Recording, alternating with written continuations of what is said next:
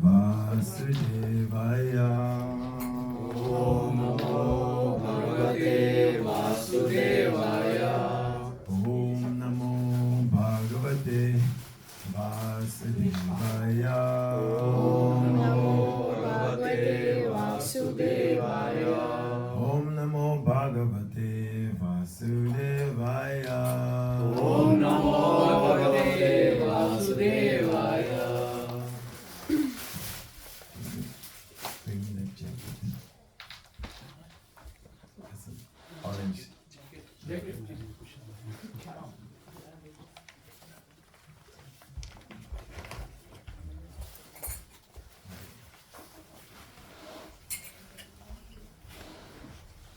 Hare Krishna, Krishna Krishna, Hare Hare, Hare Rama, Rama Rama, Hare Krishna, Krishna Krishna, Hare Rama, Rama Rama, Hare Hare. Reading from the Srimad Bhagavatam. This is the first canto, chapter 19, entitled The Appearance of Sukadeva Goswami. And we're doing the last 3 verses. Will be 38, 39, and 40. So I see that 39 has a purport. So we'll chant together text 39.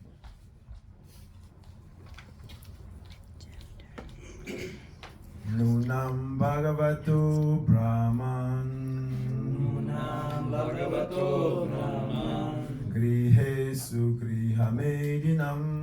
Griheshu Grihamedinam. Nalakshate Yavastanam.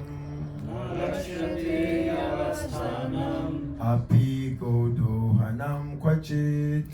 Api Godohanam Kvachit. Nunam Bhagavato Brahman.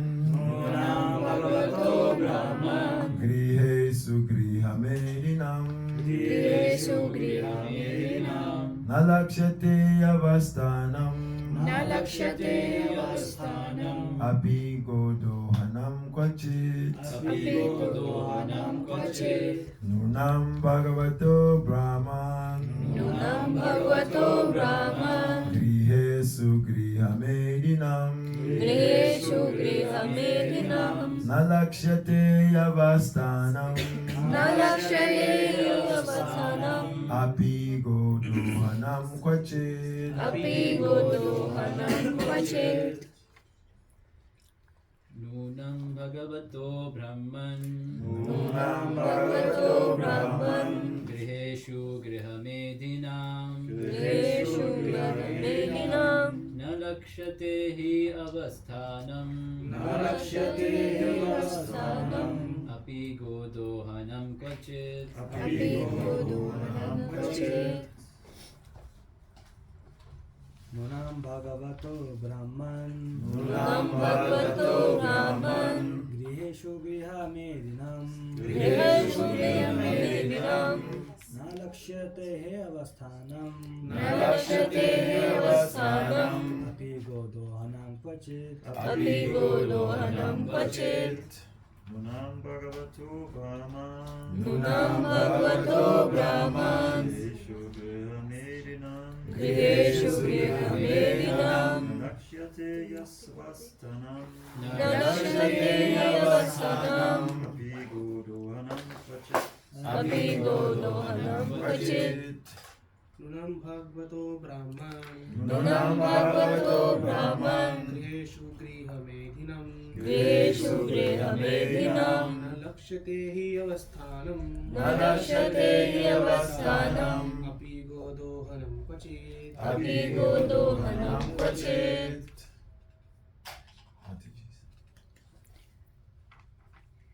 Nunam Bhagavato Brahman. Nunam Bhagavato Brahman. Griheshu Grihamedinam. Griheshu Grihamedinam. Nalakshate Avasthanam. Nalakshate Yavasthanam. Api Godohanam Kvachit. Api Godohanam Kvachit.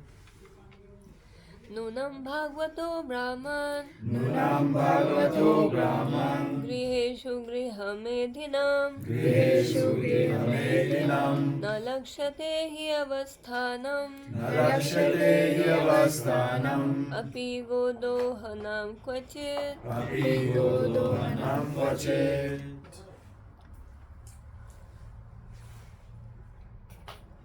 Chant text 38. Yad shotavyam ato japyam yad kartavyam ribi prabhu smatavyam bhajaniyam va bruhi yadva viparyayam. Translation.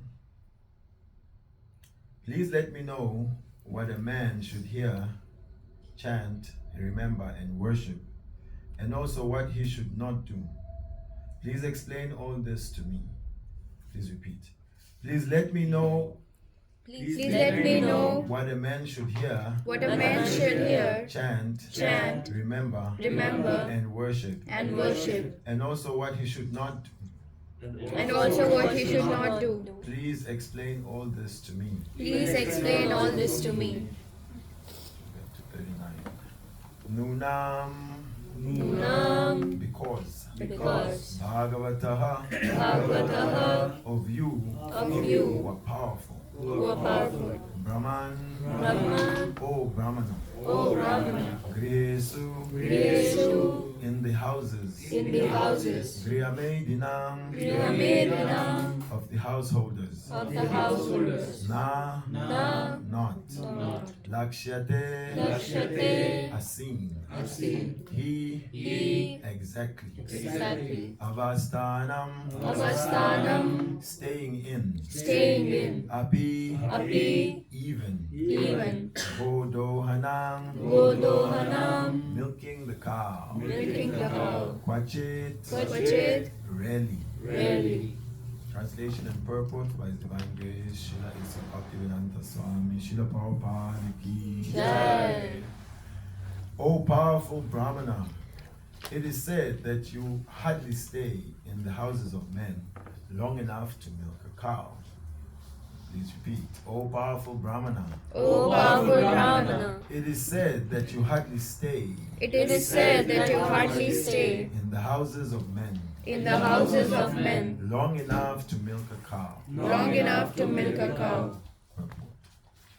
Saints and sages in the renounced order of life go to the houses of the householders at the time they milk the cows, early in the morning, and ask some quantity of milk for subsistence. A pound of milk fresh from the milk bag of a cow is sufficient to feed an adult with all vitamin values, and therefore saints and sages live only on milk. Even in the poorest of the householders keep at least 10 cows, each delivering 12 to 20 quarts of milk, and therefore no one hesitates to spare a few pounds of milk for the mendicants. It is the duty of householders to maintain the saints and sages like the children. So a saint like Sukadeva Goswami would hardly stay at the house of a householder for more than 5 minutes in the morning. In other words, such saints are very rarely seen in the houses of householders. And Maharaj Parikshit therefore prayed to him to instruct him as soon as possible. The householders also should be intelligent enough to get some transcendental information from visiting sages. The householder should not foolishly ask a saint to deliver what is available in the market. That should be the reciprocal relation between the saints and the householders. Om Jnana Timirandasya Jnananjana Shalakaya Chakshurunmilitam Yena Tasmai Shri Gurave Namaha Shri Chaitanya Manobishtam Sabidam Yena Bhutale Swayam Rupa Kadamayam dadati swapadantikam Vandeham Shri Guru Shri Yuta Padakamalam Shri Gurun Vaishnavamscha Shri Rupam Sagrajatam Sahagana Raghunatam Vitam Tam Sajivam Sadvaitam Savadutam Parijana Saitam Krishna Chaitanya Devam Shri Radha Krishna Padan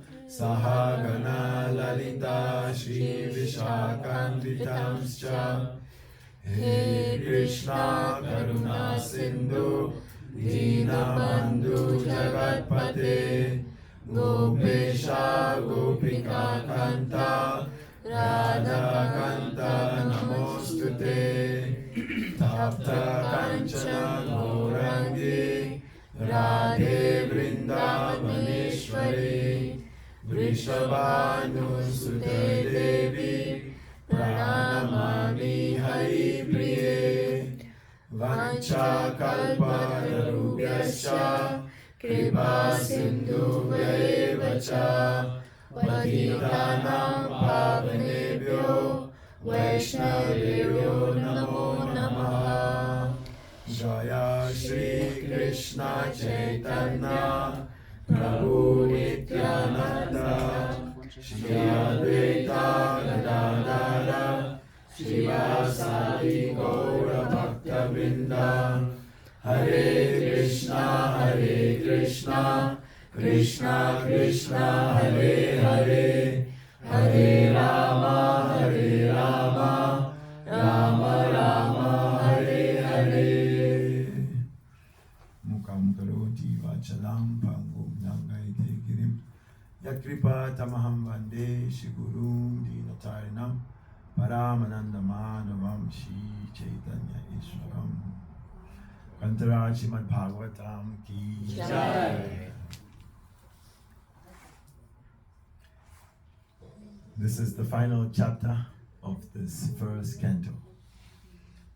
So, just like the curtain is opened for darshan, and you get the darshan of the lotus feet, this first canto, and the second canto. So, 1 foot, the curtain's about to close. This chapter is called The Appearance of Sukadeva Goswami. Sukadeva Goswami is a very interesting personality. Parikshit Maharaja, having been cursed to die in 7 days, because he's an intelligent king, he understood that I have to complete my business of being a human being. So he was interested to know what he should do. This is text 38. He asked the question, please let me know what a man should hear, chant, remember, and worship, and also what he should not do. Please explain all this to me. So the background is that the king, as per Kshatriya pastimes, they would sometimes enter the forest to hunt. And this hunting is justified that dangerous animals also roam the forest. And in the forest are the hermitages of the sages. So to protect the sages who are doing their bhajan there, the king had to reduce the population of dangerous animals. And on one such royal excursion, the king was out with his men and dogs to hunt. After this hunt, the king felt a little parched. He wanted some H2O. And so he saw one hermitage there. And he thought, okay, let me go in and request the sadhu for a little bit of water. And Krishna has said, Patram pushpam palam toyam yome bhakta prayachati. Prabhupada is saying, Krishna is asking for things that are available for practically everyone. Even those who may not have a bank balance, they may be able to offer water. They can offer a flower, some fruit. So the king went in, he knocked, well, nobody answered. And so he pushed open whatever door it was. You can imagine, it's not these German doors or the locks. Sadhu door is practically no door. They don't feel they possess anything and know the need to protect such possessions. Hardly is there. So the king walked in and he saw there's that sage there sitting. He seems to be in meditation. King trying to get his attention. Haribol. And no one is answering. And so he thought, wow, this sadhu is rather cold. So he walked out of there. As he was walking, lo and behold, a dead snake on his path. So he thought that sadhu was as cold as this snake. So he decided, to take that snake and he garlanded it. This is Shamika Rishi. So those who know Parikshit Maharaj, this was definitely out of character. He's a Raja Rishi, not only a king but also a saintly person. And the fact that he felt this grudge and decided to make a U-turn to do this, to give a snake, dead one, as a garland, was really something out of his natural behavior. And therefore it is explained that this was the arrangement of providence. The Supreme Lord arranged this. When Shamik Rishi came out of meditation, he discovered this snake on his neck. So he removed it. And the sadhus, such as he, are tri khalagya. They know past, present, and future. So he could understand, Parikshit Maharaj did this. And he also thought, well, this is rather odd from such a saint. He didn't make much of it. He could understand there must have been some motive. Maybe he has a peculiar sense of humor, These days, everyone is doing pranks. It's become pranks loca. So maybe he thought, okay, the king is playing a prank on me. He continued his morning program and whatever he was doing. So he had a son, and the son was out playing with his friends. They are brahmanas. And so generally, bad news or gossip, it moves faster than The good ones. the actual truth or something that is nice. So it came to the ears of this boy, Shringi, that did you hear your father, while he was in meditation, he got a garland. So what's wrong with the garland? Oh no, not ordinary garland. He was garlanded with a snake. It seems like the king recognized your father has snake-like qualities. So the boy didn't like to hear that. Like any child, we're protective of our parents. Especially for boys. Just say something about my mother and you find out who I really am, So he said, when he heard that had happened, he became very angry. Red eyes, and what type of king is this rascal? I curse him, that he shall be bitten by a snake bird and he will die in 7 days. When the others heard this, it was really horrible. What has he done? And news got to his father that your boy Shringi has cursed Maharaj Parikshit. Shringi must have expected that his father would be pleased. I don't tolerate any offenses against you. But the father thought, what have you done, boy? You don't understand this king. He is faultless. This is the qualities of the devotees. No fault in him. Because the pure devotee is moving and acting according to the will of the Supreme Lord. Krishna says, Ishvaya Sava Bhutanam Rideshe Arjuna Tishtati. Brahmayan Sava Bhutani Antra Rudhani Maya. In the heart of everyone, I'm directing the wanderings of all living beings. Of course, Krishna is trying to direct us, but no, we don't really want to be directed like that. We resist. I don't know if you had that experience, that you hear very faint voice. Prabhuji, Mataji, please, just maybe take your beat back from here because you may forget it later. And then the mind says, I'll remember it, of course, my beat back. And you don't take it. And then later on, my beat back, I forgot it. And then you remember, oh yes, Krishna spoke, take the beat back, but I didn't listen. So the Lord is there in the heart and He's trying to guide all of us. But we are not so tuned in to the Super Soul channel. We're tuned in to the Berlin channel and so many other channels. So we don't really hear the guidance of the Lord. But the pure devotee, as Krishna has said, that once the mind has been conquered, has been made a best friend, then Paramatma has been reached.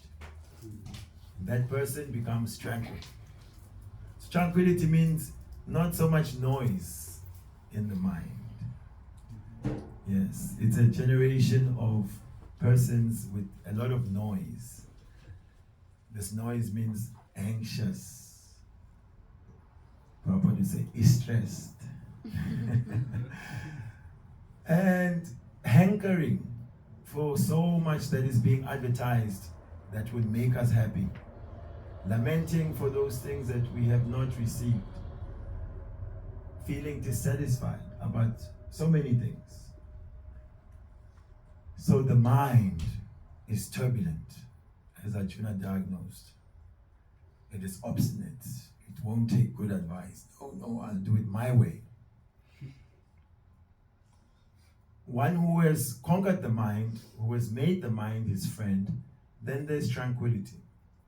In that tranquil mind, we can hear the voice of the Lord, Paramatma, Super Soul. For the Super Soul is not loud and pushy, very gentle. He said, like the friend. Within the heart is said to be like the tree. There's a nice fruit tree, this human form of life.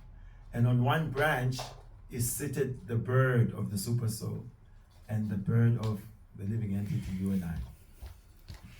The Super Soul is watching over us as a friend, as a permitter, and as a witness. We, the living being, are busy trying to enjoy the fruits of this tree. Sometimes we really stretch out to grab that fruit, chunk, and it's bitter. Ugh.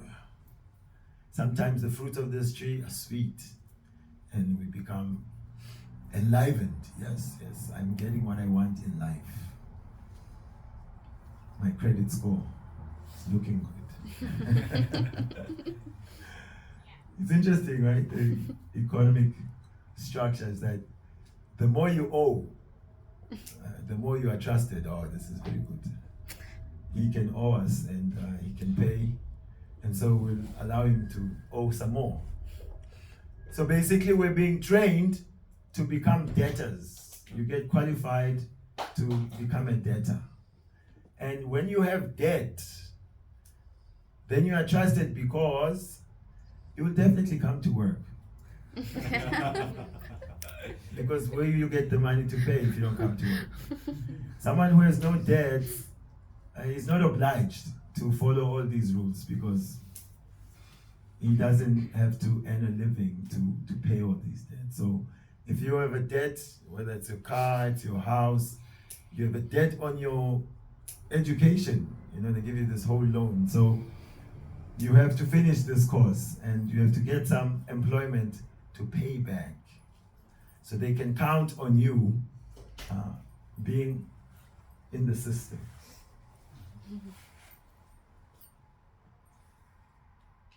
So this is part of Maya's traps to keep us focused and engaged. It's intelligent if you think about it, yes? Although Krishna says there's knowledge stolen by illusion.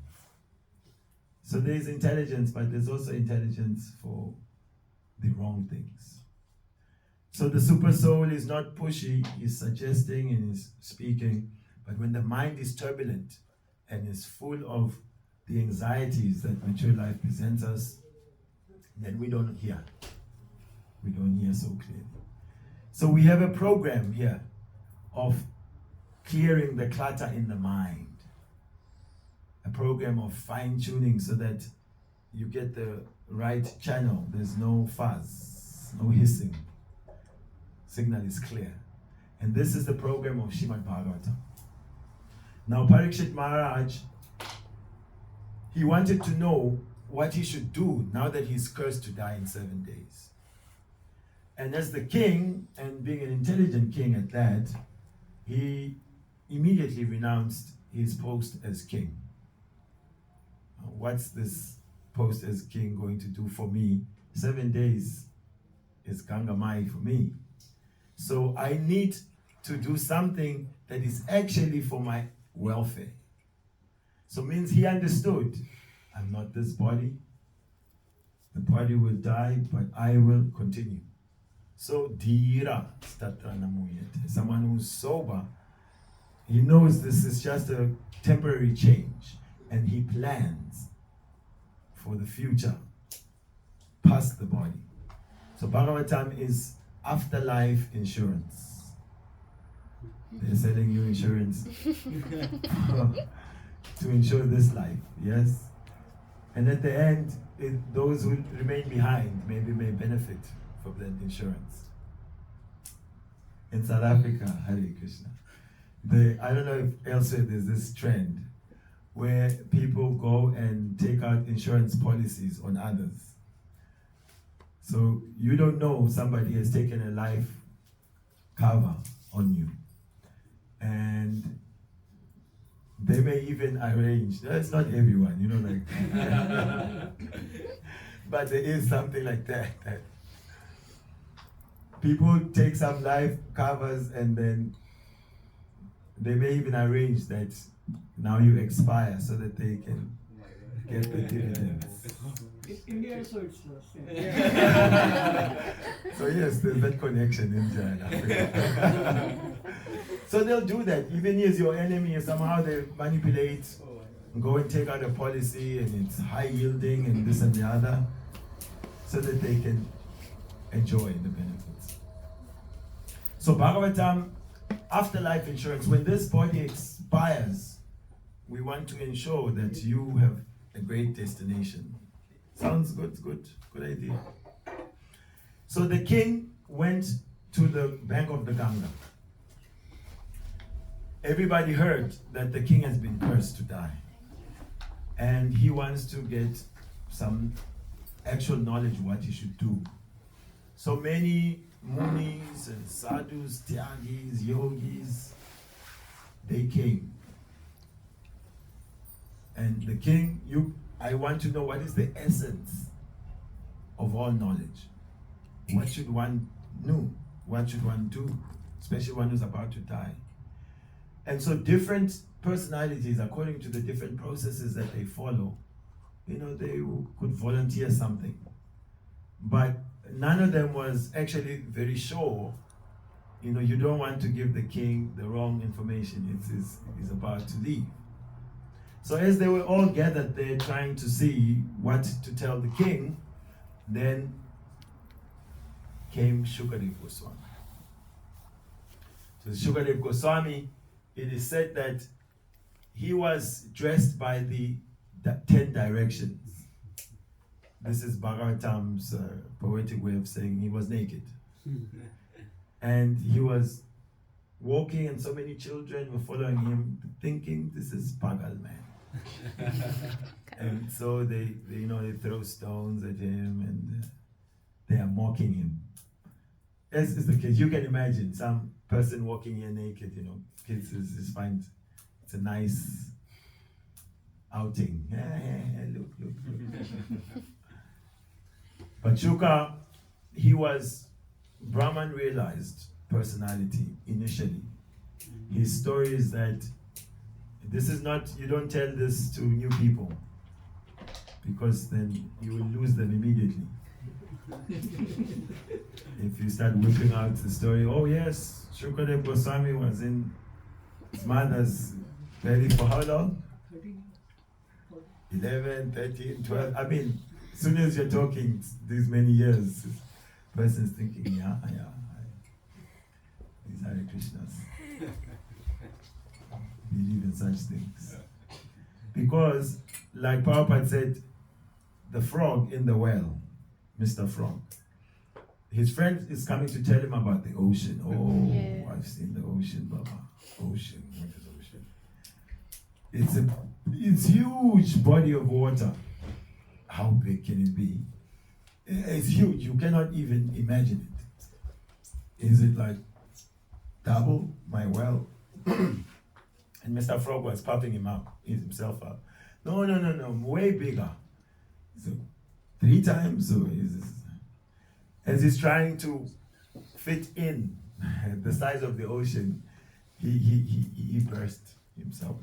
He couldn't expand more than that. So in frog-like mentality, meaning we are 3-dimension beings, we can only perceive what we've been allowed to perceive within this level of reality. Those who are liberated, and they can operate at any dimension. So yes, when he didn't come out of the womb, then they were begging him, you please, you come out. And he was thinking, no, I don't want to get out because they now fall into Maya. That's how serious he was about staying realized. And his father, Vyasadeva, had to convince him, no, don't worry, you will not fall into Maya. You please come, we've been waiting for you. So eventually he did come out. But when he came out, he immediately walked away. Already, how is he coming out and walking away? I can see the frown lines. I was beginning to like this bhakti, and now here they come with these stories. Yes, this is to grab your attention. You'll never forget this. This Sukadeva, who was born after many years, and when he was born, he just walked away. So his father is chasing after him, Putra. He's just walking away. It said only the trees were responding, the echoes. Vyasadeva is chasing after him. The boy doesn't want to come home. He walked past, a river. There were all these ladies that were bathing there. Here he is, young man, teenage man. He's naked himself. They saw him and they were just, amazed. And they continued bathing. He walked past. Vyasadeva, he's the Supreme Personality of God himself, literary incarnation. He has compiled all Veda. And when he came there, the ladies saw him. They were embarrassed. They started dressing. And Vyasadeva, when he saw that, he thought, hey, what is going on here? My son, he's a young man. He walked past here fully naked. None of you became disturbed. I am as old as your grandfather. I come here and everyone is getting disturbed. So it is said of Sukadeva Goswami that his gaze had none of this distinction of male, female. He did not see, he only saw the living being, the soul. He had none of these conceptions. And so no one was disturbed. He was looking at them, but he was not looking with that material conception. But Vyasadeva, in his role as a grihasta, he knows everything about male, female. And so that was the disturbance. And that is put there not arbitrarily, it's just part of the story, but this is to tell us what caliber of a person is this Sukadeva Goswami. That he is beyond the mature platform. He is liberated person. He has none of this bodily conception of life. So Vyasadeva chased after him, and he tried to convince him, my dear son, we've been waiting for so long for your appearance. Now that you've come, you simply walk away from us, you please come home. No, he's not interested. So Vyasadeva is intelligent. He could understand, okay, he's Brahman realized. So he said, Atmaramas Chamunayo Nikanta Purukama Kuvanti Haitukimbati Guno Grahi Krishna Dunodita. He has qualities, Krishna, that are transcendental, that even those who are Atmaram are self-satisfied. They don't want anything from this material world. But somehow, even though they're self-satisfied with everything, Krishna's qualities still attract them. So itam bhuto gunohari. That means the qualities of Krishna then must be so transcendental they attract even the liberated souls. So he thought, okay, I must find a way to attract this man to come home, this boy. So he instructed his disciples in Srimad Bhagavatam. He taught them the verses of Bhagavatam, and he instructed them, you go where Shuka is and you recite these verses. These verses are describing the Supreme Personality of Godhead, his beauty, his qualities, his form. And so the disciples went and they were singing these verses very beautifully. And when Sukadeva heard this, his mind was captured. He became curious. Who is this personality? Who is Padmanetra? He's got beautiful lotus-like eyes. Whose three Banga Sunda, he's bent in three places, so beautiful. Who wears yellow silken dhoti, who plays on the flute. He was following them. Please, you explain, what is this? Where have you heard this? No, they didn't want to explain. They kept on walking away. No, you tell me. So in this way, they were luring him back to the ashram of Vyasadeva. So Vyasadeva said, don't worry, I will teach you Srimad Bhagavatam. I will explain everything about this Krishna who has attracted you. In this way, we are seeing also that Sukadeva Goswami, his only interest in life is to find out about Shri Krishna. Otherwise, he had no interest about material affairs. Parikshit Maharaja is also such an elevated personality. You heard earlier, in previous chapters, how he is in the womb of his mother Uttara. And this rascal, Ashwatthama, trying to please Duryodhana, he wants to finish their whole dynasty of the Kurus. And that had happened during the war, and he had done a further crime. You remember who he killed?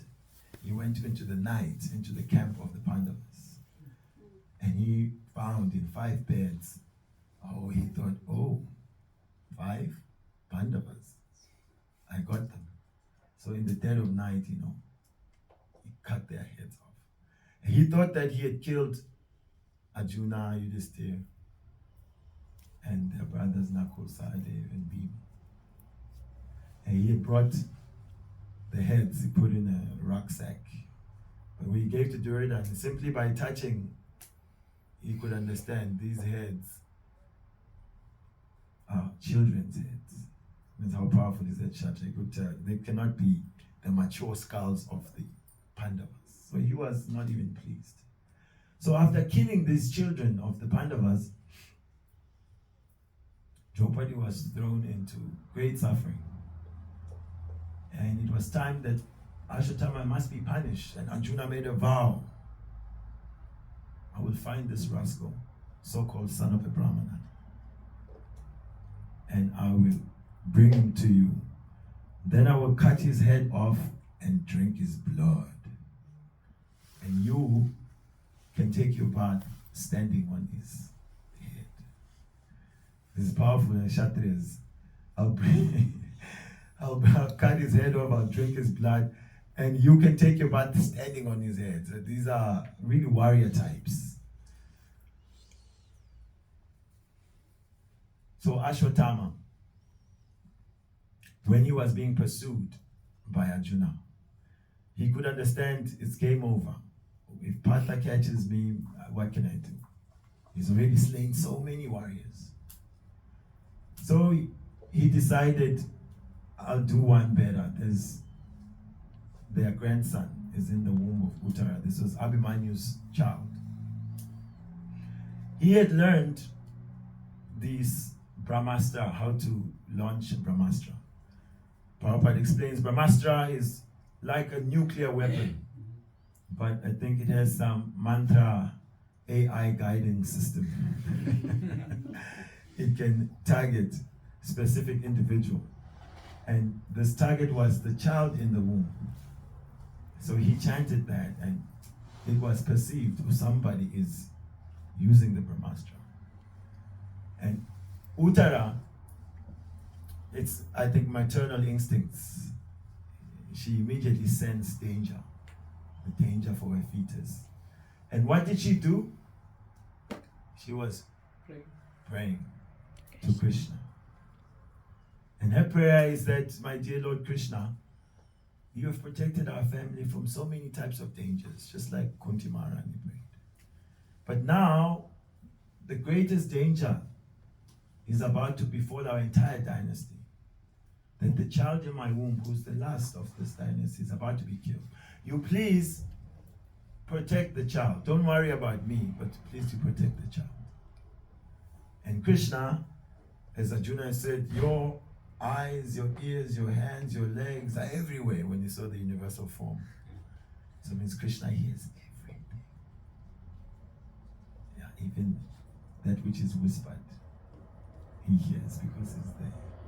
And Krishna is eager to hear the prayers of his devotees because he is Bhakta Vatsala. He is taken about to protect the devotees. He ran. So Krishna is inside and outside everything. Why is he running to save? Because he's already there within the heart. Anyway, the child saw the Lord in the womb. Bhagavatam says he was thumb high, super soul, but all decked out in gear, royal paraphernalia, helmets and shiny armor, and he was whirling his Sudarshan disc to fight off the radiation of the Brahmastra. It is said that, in fact, the Brahmastra did finish the body of Parikshit, but then the Lord renewed his body. So Parikshit, seeing the Lord within the womb, Pariksha, the examiner, when he appeared, took his birth, he was always examining everyone, trying to see where is that personality that saved me in the womb. So this name Parikshit that he's examining. So he is also only interested to see where is Krishna. So these two personalities who are completely off the bodily platform, completely and utterly interested in the Supreme Person, are meeting here at the Ganga.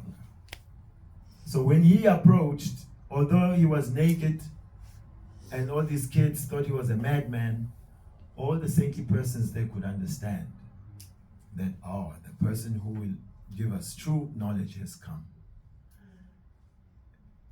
Vyasadeva is there, the father. Narad Muni is there. They are senior to this 16-year-old boy. But then we are instructed that this seniority amongst the Vaishnavas is seen based on the realization that the personality has. When are we to imagine Vyasadeva has less realization than anyone? Is Krishna himself. Narad Muni is disciples the entire creation. He is empowered with Bhakti Shakti. He has a spiritual body. But it is said that the devotees, they like to hear from others. Bodhayantas Parasparam. When we hear from others, Katayantas Tamam Nityam Tusyanti Cha Ramanti Cha. When we're hearing from each other, it's Krishna, subject matter. But it's different hearts and perspectives and love of Krishna. We are seeing him from different angles. Therefore, when different devotees speak, then we are able to taste their different flavor of love of Krishna. And so the Vaishnavas, they derive great satisfaction and bliss from enlightening each other about Krishna. And so they were eager to hear from Shuka. What flavor, what taste will this Krishna Katha have coming from his lotus mouth? Shuka Mukha Dravya Samyutta. So therefore it said, Pibatam Bhagavatam Rasa Malayam. Rasa Malaya. Rasa Malaya in Mayapur. Yes. So in Mayapur there was this Maha stall. And this Maha stall unfortunately opened just around Guru Puja. And the Rasa Malai is limited.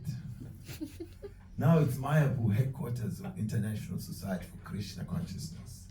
Everyone is really trying his best to be a very good devotee, and you know, all your seniors will see what type of person you are. Now, our mistake is that we have tasted this Rasa Malai. And when Guru Puja is going on now, how to get to Rasa Malai without really being seen as shais, you know, it's joyous. Anyway, we risked all reputation for the Rasa Malai. We would kind of go behind Radha Madhav altar, you know, and grazing the walls, sneak out of the door to go to the shop. This Rasa Malai means you put it in your mouth and so much sweetness just oozing in your mouth. This Bhagavatam is compared to this Rasa Malai. Wherever you bite it, only ras, only juice, only flavor. And not only this, Rasa Malayam is by itself, it's a ripened fruit of the Vedic literature. Nigama Kalpataru. Veda is already beautiful, it is emanating from the Lord. Now the fruit of this tree is also, it's the essence, it's what the tree can offer. We're interested in the fruits of the tree. Nobody's trying to eat the bark. We wait for the fruit. And so this fruit has also become even sweeter. Why? Because it has been tasted by Sukadeva Goswami. So Shuka also means parrot. It is said of the parrots. She's saying she's actually Srimati Radharani's parrot. Yes. But yes, Shuka. So the parrots have a built-in ability given by Krishna. Every living being has some mystic power. And so they are able to detect the fruits that are ripe. So those who are trying to pluck some fruit, they look at the ones that the parrots have started to eat. They know that they'll be the sweetest. So having been tasted by Sukadeva Goswami, it has become even more sweet. Therefore it is said, even the Rasikas, they are already steeped in all sorts of rasic tastes, experiences of the Lord. They are relishing this Bhagavatam. So Shuka is about to present, and therefore no envy. Vyasadeva, Narada Muni, whatever sages, sadhus, they are eager. Because if we are envious, and it happens sometimes, it's not even that deep, like really burning envy, but it's just like, oh, he's my friend, she's my friend, I know him, I know her, and now she has to speak, why should I be listening to them? And we start to look for the faults, the reasons why we should not hear from this person. And then, therefore, we're sitting there, but nothing is really going in. because the ear of the heart is closed. It's a formality. It's like tolerating. Prabhuji, please finish. It's prasadam that side. So when there's no envy, when there's eagerness to hear, then it is said like the chatak bird. They don't wait for the rain to fall to the ground. They drink the water as it is falling from the cloud. How eager are they?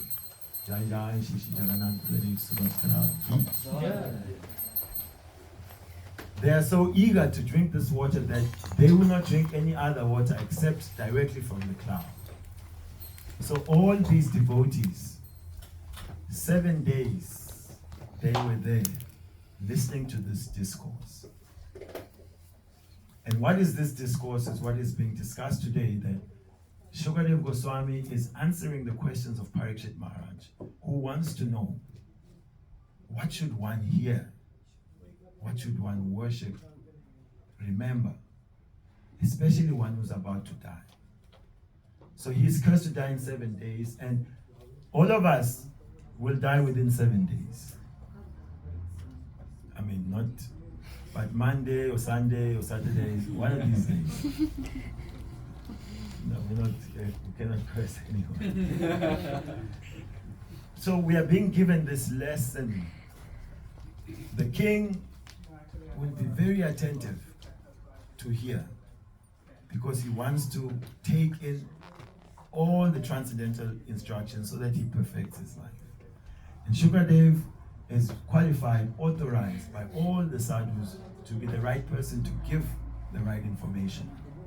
So we are being told that this Bhagavatam, therefore, is qualified to uproot the threefold miseries of life, to end the cycle of birth and death. It is said, just by the culture of hearing Srimad Bhagavatam, then the Supreme Lord is established in the heart as an irrevocable fact. Therefore, we are encouraged to give attentive reception of this message of Bhagavatam. And in the purport, just to close, Prabhupada is speaking of the mood of such saints and sages like Sukadeva Goswami, that they come to the houses of the householders, not because they just simply want to beg. These days it's understood, and in the past, that these sadhu types, they're just leeches in society. Of course, you can live like that. Like I met someone in New York City. He came to the Harinam, and he had this little guidebook about New York City. And he was telling me, my brother, you can live in New York City free of charge. I said, really? He said, yeah. Throughout the city, there's different charity organizations. And there's a whole book here detailing where the soup kitchens are, where they give out clothes, where you can get free accommodation, shower, if you also want to study something, where they offer free courses. He said, the problem is that the homeless people are on drugs, so they cannot take advantage of this. So I don't take drugs. So I know exactly what is where, on which day, at what time. And so I live here in New York City, completely sponsored by the government. And I thought, yeah, this man is intelligent, yeah.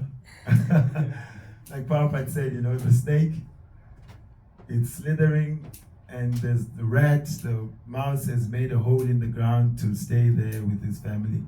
The snake just comes nice and cozy, eats him, and then lives in that house. He didn't make the house, and he got the meal and he lives there.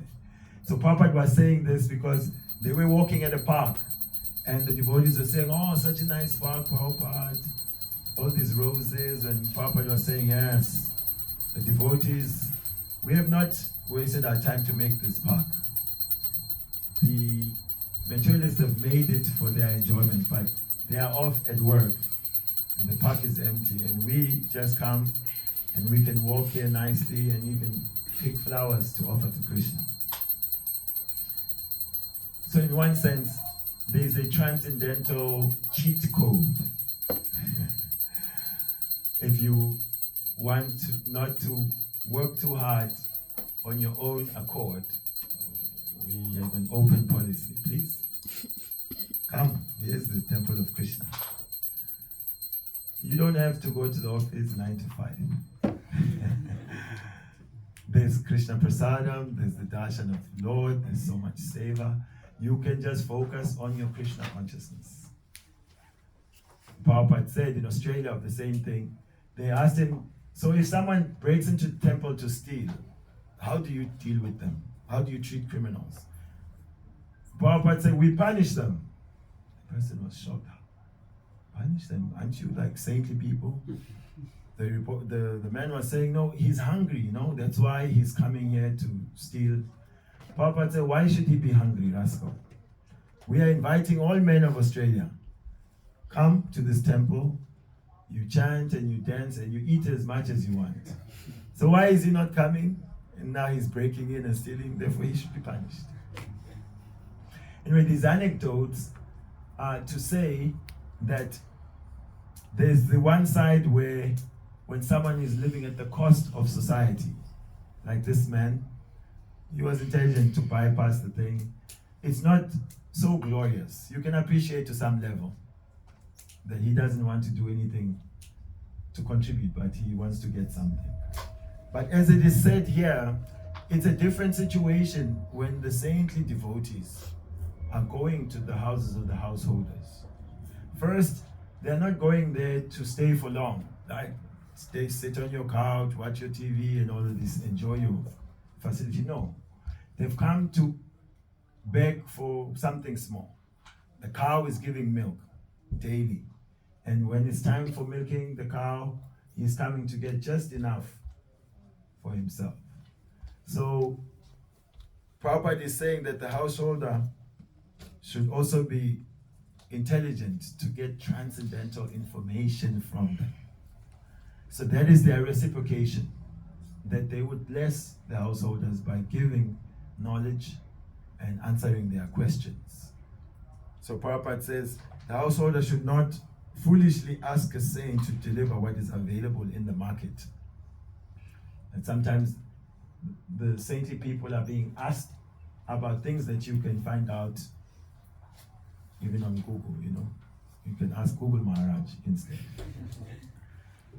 So we should ask the saintly persons to give us that knowledge which will help us to end this samsara that we're stuck in. And that knowledge which will engage us in the worship of the Supreme Lord. So the last verse of the canto, please repeat. Sukadeva Goswami said, the king thus spoke and questioned the sage. The king thus spoke and questioned the sage, using sweet language. using sweet language. Then the great and powerful personality, Then the great and powerful personality, the son of Vyasadeva, the son of Vyasadeva, who knew the principles of religion, who knew the principles of religion, began his reply. began his reply. Thus end the Bhaktivedanta purports of the first canto, 19th chapter of the Srimad Bhagavatam, entitled The Appearance of Sukadeva Goswami. End of the first canto. So what a cliffhanger, huh? He began his reply and then the book ends. So they are creating, you know, some eagerness. What did he say? What is his reply? Therefore, you know, Bhagavatam is there. You peel off the plastic and you get to the second canto.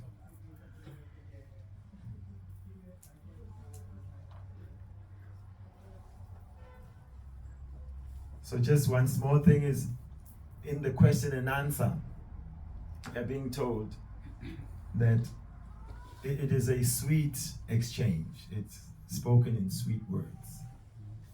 As it is advised by Srila Prabhupada, you know, this pariprasnena, we approach, and then Pranipat we ask questions, but in a submissive way. And Prabhupada in that purport of 434 says, absurd questions should not be the case, you know. Can recall one person asked Srila Prabhupada, Swamiji, they say that the Guru, he knows everything. Prabhupada said, yes. And how bold, eh?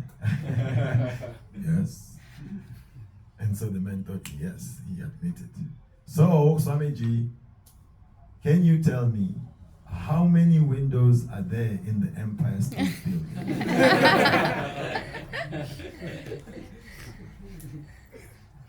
The Prabhupada was thinking, not such rascal questions. Another one also asked Prabhupada, you say that Krishna is all powerful. Prabhupada said, yes. So, you tell me this, Swamiji. Can Krishna create a mountain so big and so heavy that he cannot lift it himself? Prabhupada said, yes. The man said, so if he can't lift it, then he's not all powerful. Said, no, he can make a mountain so big and so heavy that he can't lift it, and then he will lift it. So many types of questions were put, but sweet, submissive, eager for spiritual advancement type of questions are encouraged. And this book is a question and answer book. So you'll find so many questions, so many wonderful answers. Some answers are given in such a way that this question you're asking was also asked in a previous yuga by such and such to such and such person. And this is the answer that such and such person gave. So many nested conversations. It is truly a rasa malai. And you will enjoy and enjoy. We are about enjoyment, but we have legal enjoyment, and this is the enjoyment hearing about Krishna from the great realized souls. So thank you for giving kind attention. Srila Prabhupada ki jai. Antara Srimad Bhagavatam ki jai. Gaura Premanande. Hari Hari Bol. You can hear the bells. I think it's time for. If someone wants to ask questions, maybe you can take a few questions. Is it okay for you? Yeah, there is time because altar is still closed. Oh, okay. Sometimes I hear the bell like, hey. All right, if some thoughts, some chastisements. Yes. Like as you said, thank you so much for the class first of all. As you said in the class, like Paramatma is giving directing us from within, but also it is said that we should not rely on it, but then how to understand whether it is Paramatma or it is our own mind, how to make this distinction, and how to not get caught up in our own mental things. Yes. One new person, 22nd Avenue. So during Japa time, Prabhupada is chanting with everybody, Hare Krishna, Krishna Krishna, Hare Hare, Hare Rama, Rama Rama, Hare Hare, Hare Krishna, Krishna Krishna, Hare Hare, Hare Rama, Rama Rama, Hare Hare. So one young lady had been coming there and she was eagerly chanting. And then later on she came to Swamiji to ask that Swamiji, when I chant this Hare Krishna mantra, I'm seeing all this blue light. What is that? Prabhupada said, well, keep chanting Hare Krishna, it will go away. So, getting guidance. At least whatever lights she was seeing, she went to the spiritual master to present. This is what is happening. Mahaprabhu also was giving the Maha Mantra by Shri Ishwara Puri. He was chanting the mantra and he was finding that he's losing his cool. He's laughing uncontrollably and he's crying and then rolling on the ground. He's hairs are standing on end. So he's thinking, what type of mantra is this? It's driving me mad. So he went back to Ishwarpuri, that you have given me this mantra, and when I'm chanting this mantra, I'm going through all these transformations. So what is this? What have you done to me? And Ishwarpuri was saying, oh, you have perfected this chanting. This is the byproduct of chanting Hare Krishna, that one attains love of Krishna. So that is the process, that whatever inspiration we are finding, especially if it is significant, life-altering, we have to check with the advanced devotees, the senior devotees, spiritual master, if I should do exactly what I'm getting inspiration. Because sometimes, yes, we have fertile brains, and we can come up with many ideas, and most of the time it's my own desire, and so it comes up as I am chanting, and then if I don't check, I can be misled. At the same time, the inspiration from Krishna, it has to match the standard processes of bhakti. If it's inspiring you in things that you know are legal and permissible, and sometimes it's matching what's in the scriptures. Yeah, so Krishna consciousness means the mode of goodness also. Mode of goodness means it's deliberate activity, it's contemplated. Therefore, sometimes people don't like mode of goodness. It's boring. Even in relationships, they fall apart. One of the partners is in the mode of goodness. They are regulated. They come home at this time, they wake up at this is how they eat, this is where they sit. And everyone's just thinking, oh, this is too predictable. I can't stand the one passion. Passion means we don't know, is he drunk today? Is he angry? Is he gonna kick the kids? It's fun, it's exciting. Oh my God, it's Saturday, he's driving, he's too drunk. Are we crashing? What drugs are we taking? Passion, very exciting. Whereas in bhakti, from goodness, spiritual means everything is measured, everything is checked. Is this what I should do? What's the result? So also the mind tends to be operated by passion. So we should edit whatever it is bringing up by approaching and checking with others. So it's a very important question. You can't just think everything that comes up, oh, it is super so. It could be, yes, our mind. Hare Krishna. Yes, Prabhu. Thank you so much, Prabhu, for clarifying and giving so much wonderful lecture. Prabhu, I have a question here. Like some of us, we have to also do the lecture service or to speak with the newcomers or some new devotees who are coming to the temple. So as you are a youth preacher, my question is to you, like some guest or some devotees who comes to the temple, they have some kind of like concocted ideas from some TV series or some books or some stories they have heard about God.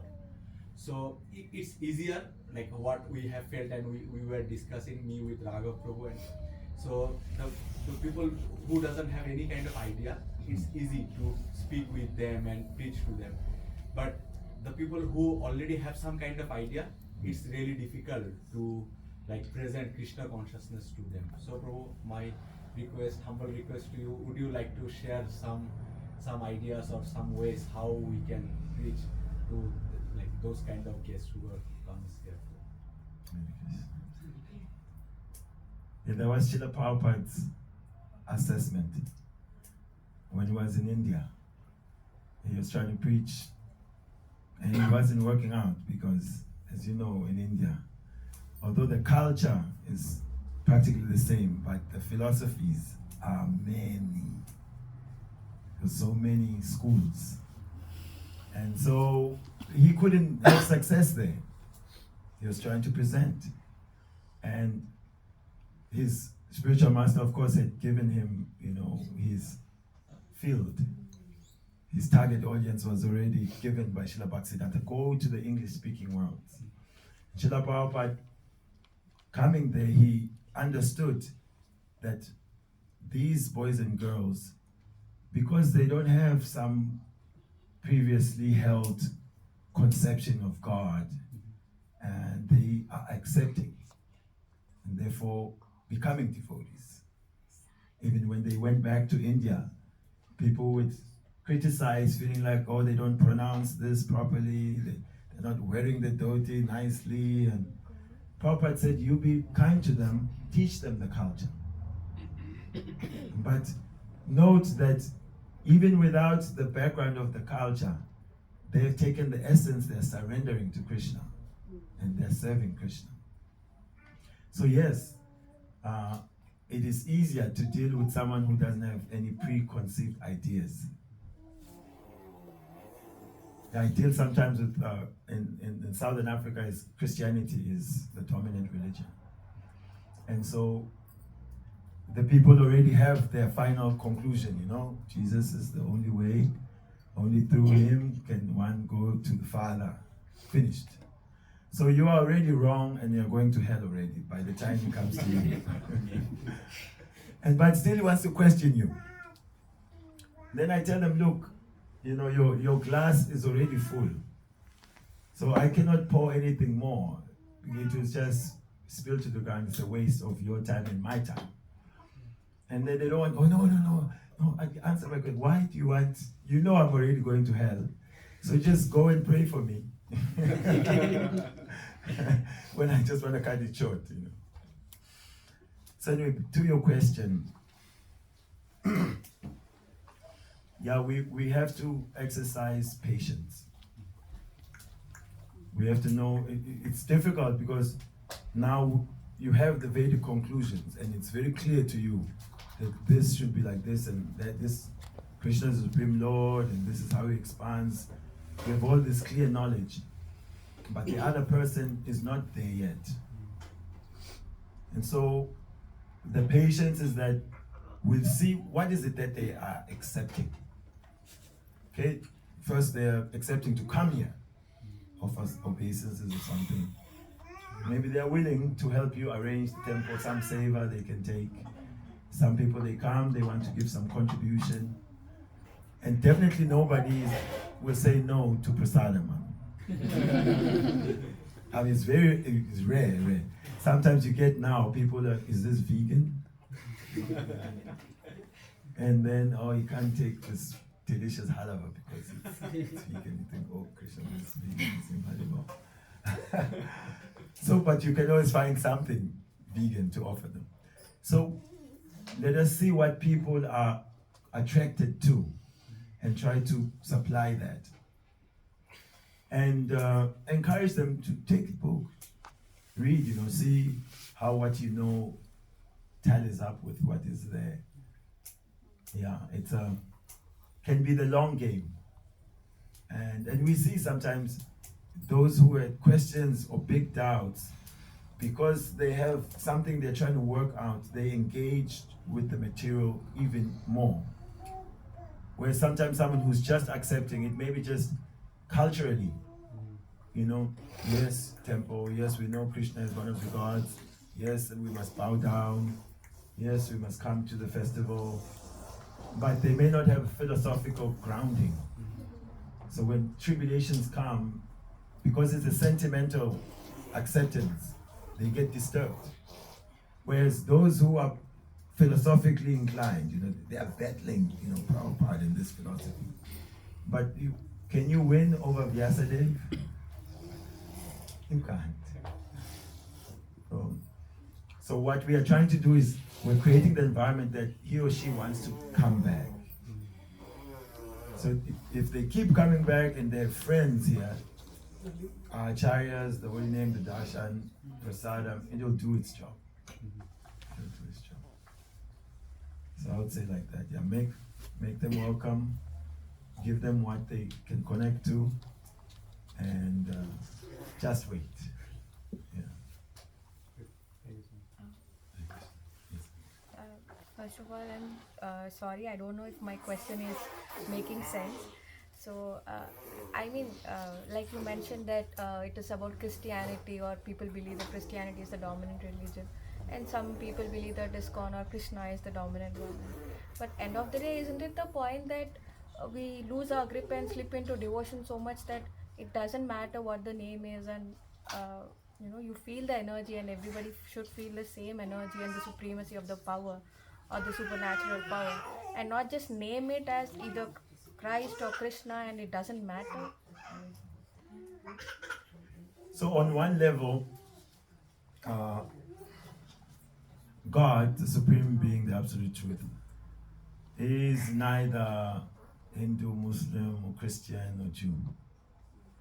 He is independent of all the religions that we fight about. And he has innumerable names. He has Nana Avataram, innumerable incarnations, how he expands. And when we get education about the absolute truth, then yes, we can respect that the absolute truth is everything, and everyone's perceiving that absolute truth from their different points of view. So in one sense, there's personal points of view, is how you think. That's not the most respected, because as we discussed, the mind is full of all sorts of contaminations. So then higher than that, there are different schools of thought that are also supposed to be teaching the subject of the absolute truth. So they have their lineages, their teachers, professors, they have their syllabus in terms of different Shastras, scriptures. So some are recognized as these are the religions, Islam, Christianity, like that, Jew, Hinduism. So someone who's wants to speak on the absolute truth, if at least they're citing scripture that is more respectable. It's not just what you think or feel. This is what you are taught in scripture.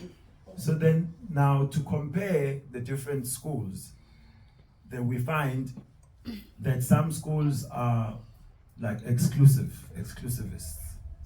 They have this mood, this is the only way.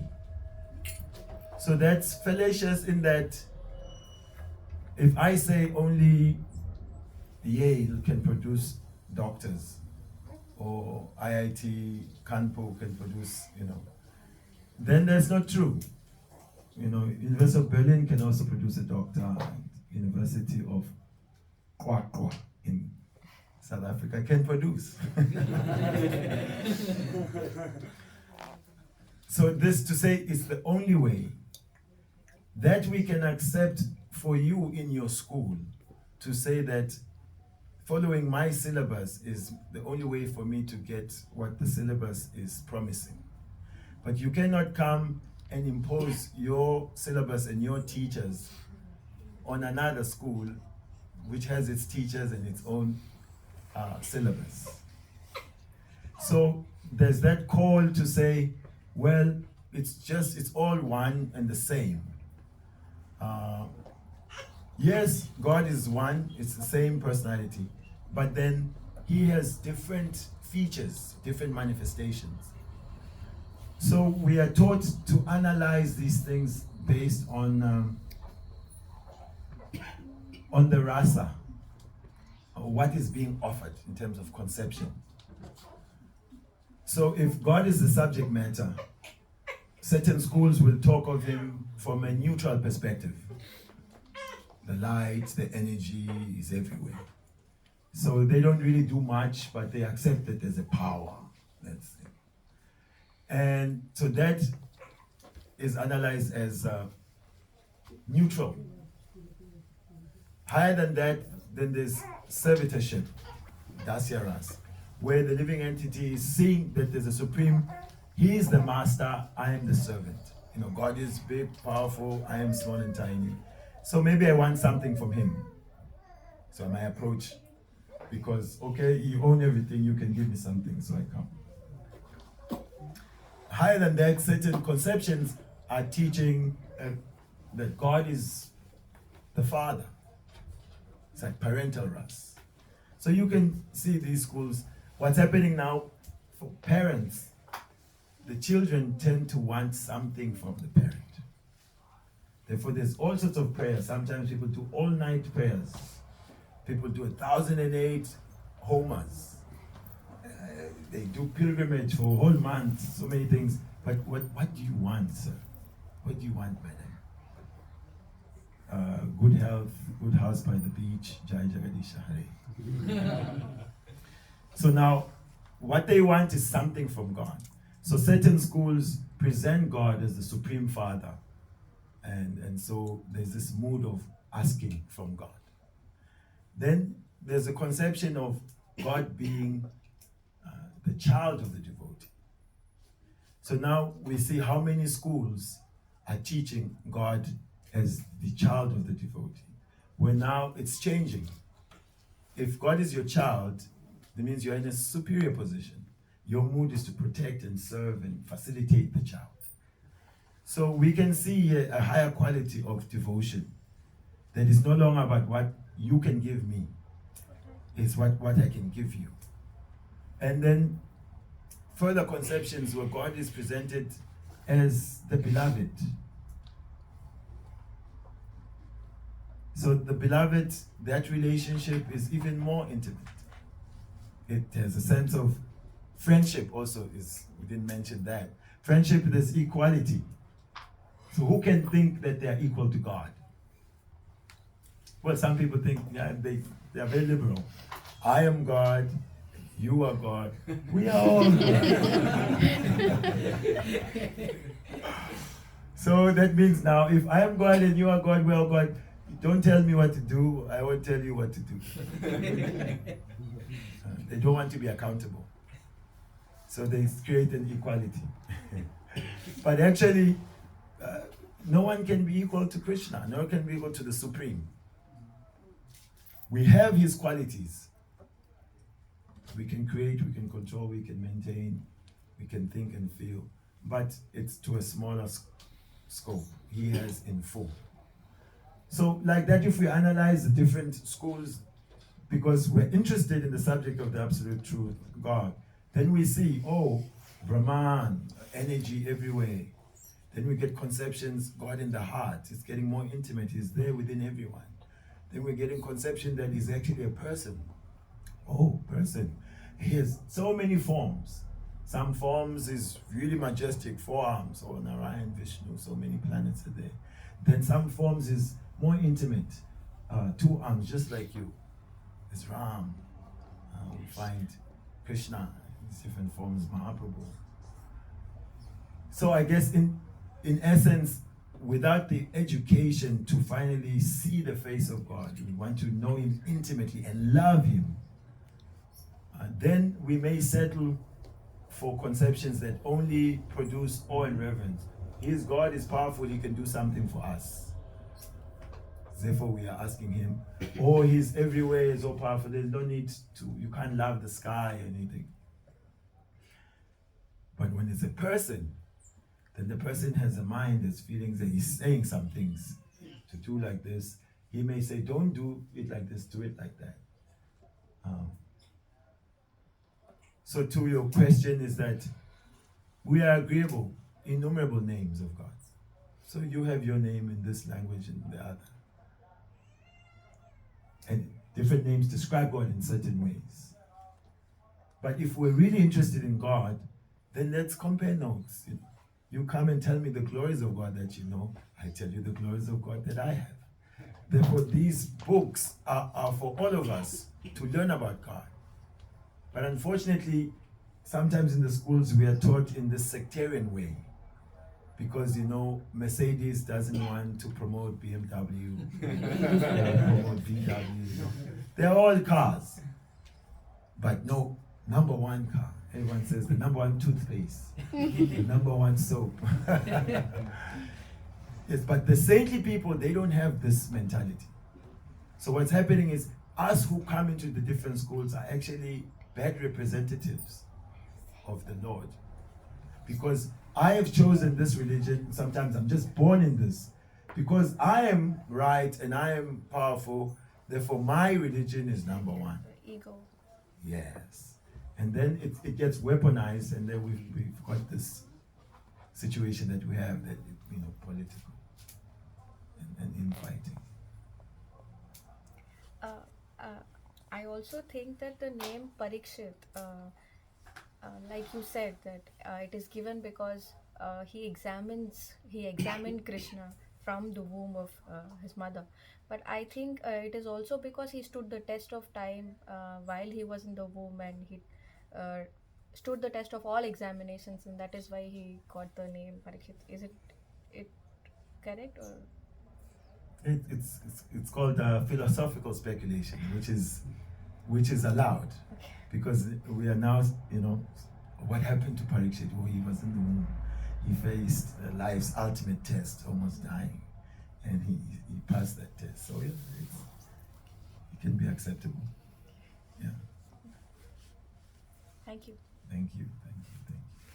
Hare Krishna, Prabhu. Thanks for the lecture. I just have one follow-up question to what Prabhu asked.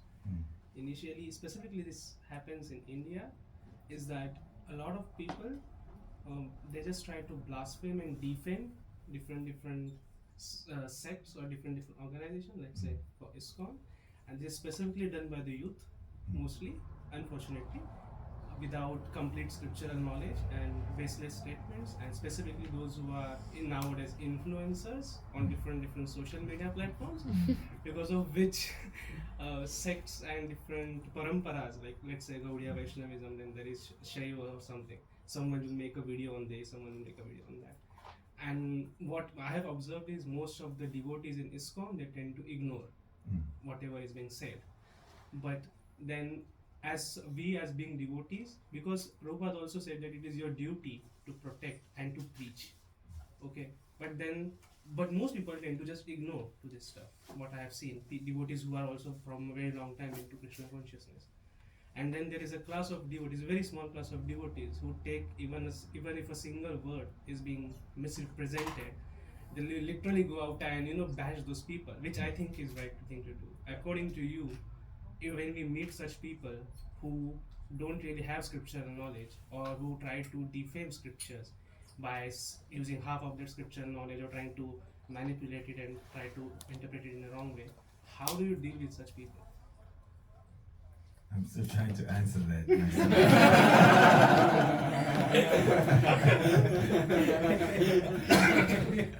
Yeah, because I'm also on social media, and I post things, and then the comments are really something else. And you're right, some people are watching just to see if you say exactly how they would say it. If you just say it wrong, like my one experience I get is, the Krishna. We speak Krishna. So we know Krishna, and Krishna is also Draupadi's name.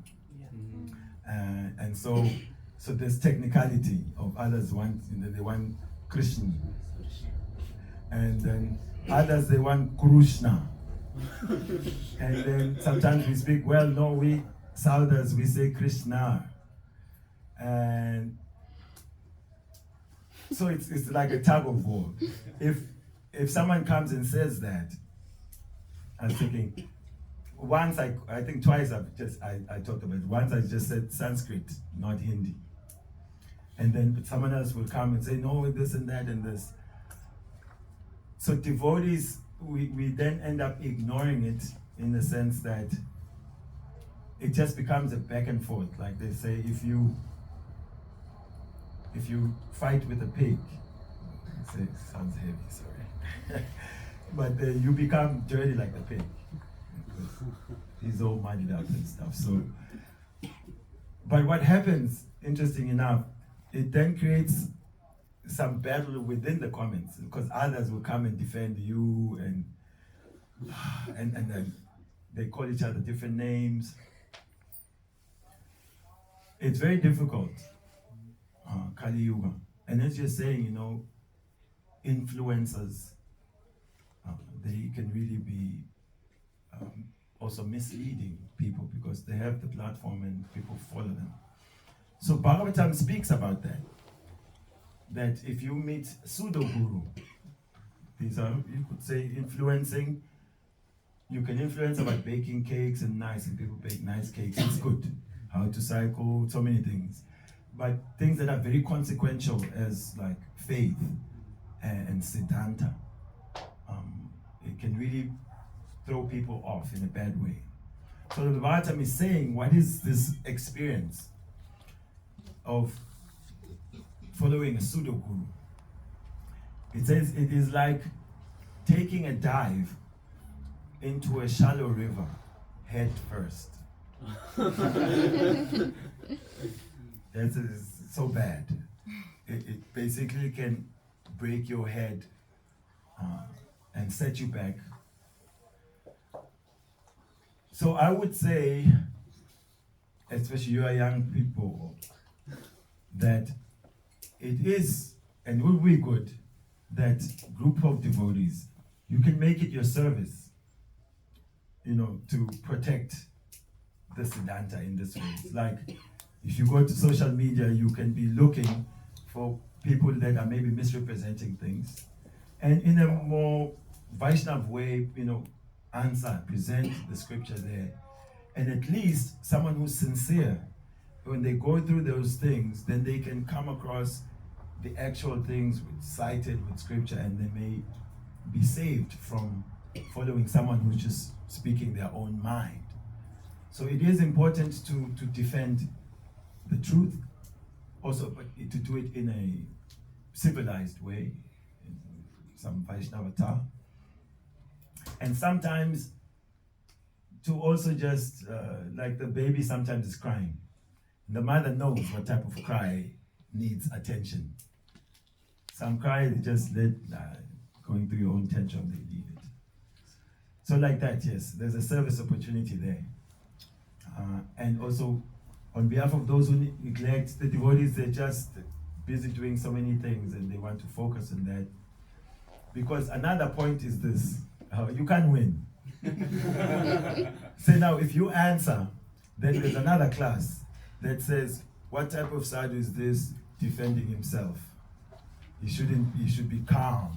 That's the qualification. Sometimes the rascal is saying nonsense very calmly. He's become expert at annoying people. He'll blaspheme Krishna and say something, but he's saying it very calmly. And now if the devotee gets agitated because blasphemy of Krishna, the observer is thinking, this one's not really sadhu. You see, he's getting angry. Because that's their criteria of who is a sadhu. If you're calm, shanti, shanti, shanti. So it's a very interesting situation online. Yeah. So we do what we can. Yeah, we try to do what we can. So I would say like that. Yeah, I've seen sometimes you feel, say something, and they didn't say something back. Or they say something, then Krishna. But Prabhu, in your example, I think it's a good thing that people are taking Krishna's name in so many ways, and at the end of the day, they are taking Krishna's name in whichever pronunciation. So I think Yes, I find like it creates engagement for them, Yeah. because now even the person who's feeling upset is spoiling our culture. All of a sudden they pop up.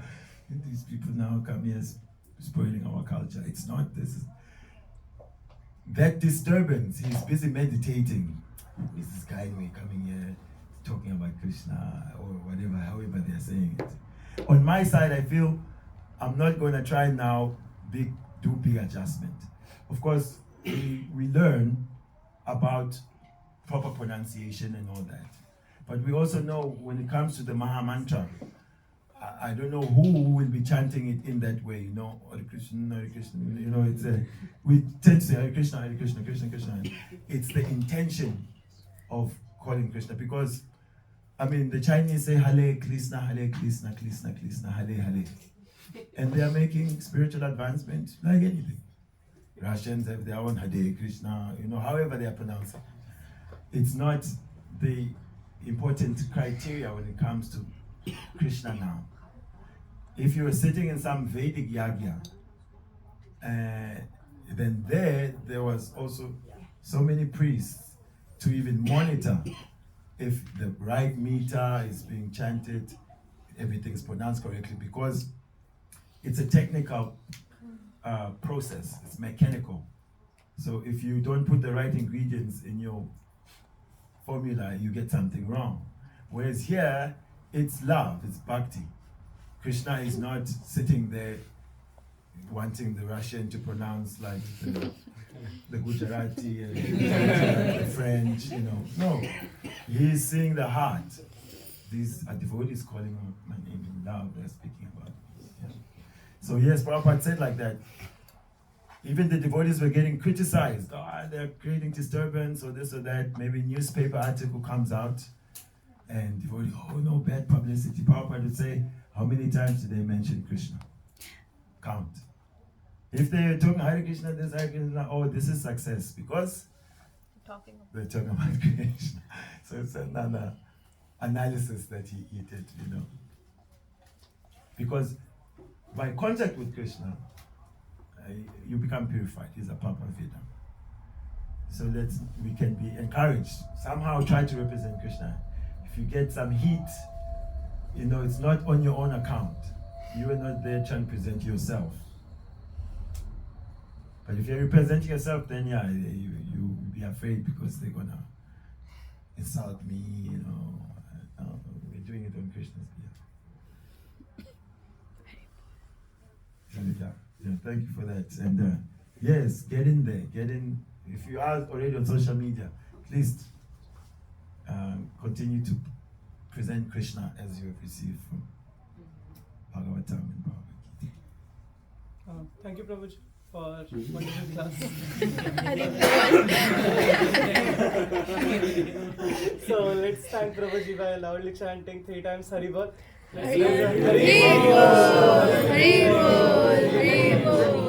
So we can take more questions during Prasadam because there is also next program to follow. So that's why we have to stop here.